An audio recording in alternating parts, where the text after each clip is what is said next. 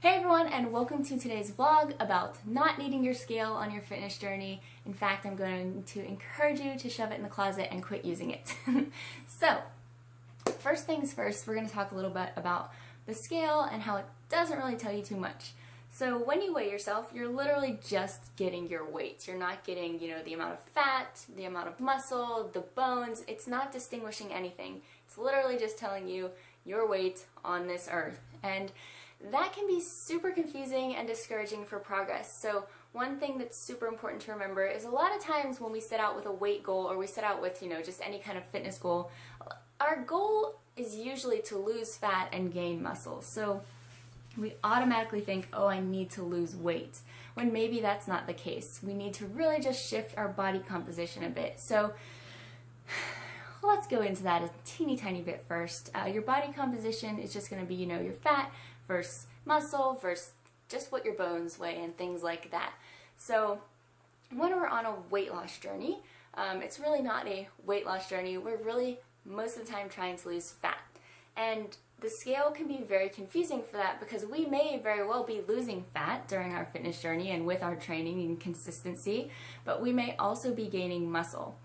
And when we gain muscle, we have to remember that muscle weighs more than fat. Now, muscle takes up a lot less space because it's like this little much is 1 pound of muscle, but maybe this is 1 pound of fat.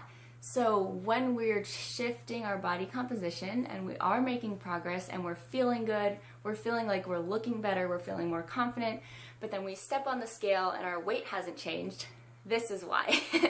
We have gained muscle most likely and we've been losing fat, which is amazing and wonderful. It's a great thing because that is a healthier body composition. But it can be very discouraging and very, it can mess with our minds when our weight isn't changing if that is our main focus. So that's one of the reasons that I really want to encourage you to quit weighing yourself, quit worrying about that. It really is telling you nothing. So I'm going to check my sheet again as usual. So like I said, body composition is really what we're going for in the fitness journey, not so much just losing weight in general most of the time. Now there are cases where that is what you want to do. You're just needing to lose fat, and that's fine.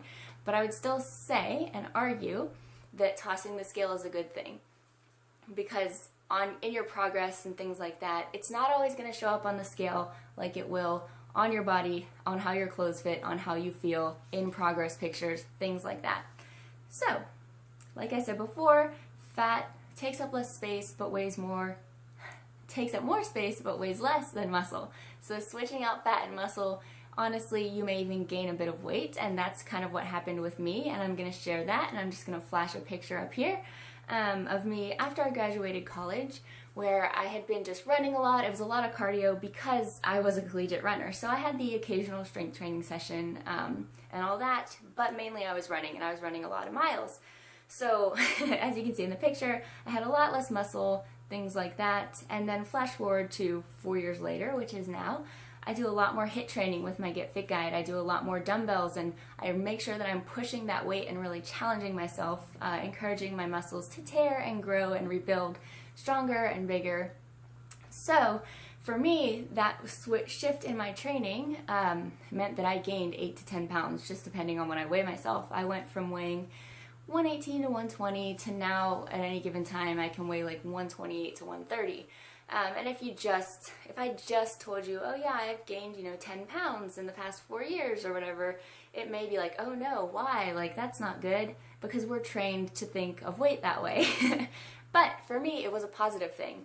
I feel great now. I'm very much stronger now. I love my training now. I'm much happier. And for me, I'm very comfortable in my body, in my skin, with my training. So gaining weight is not always a bad thing. And I hope that this picture kind of helps you to see that. So that is kind of a fat versus muscle example.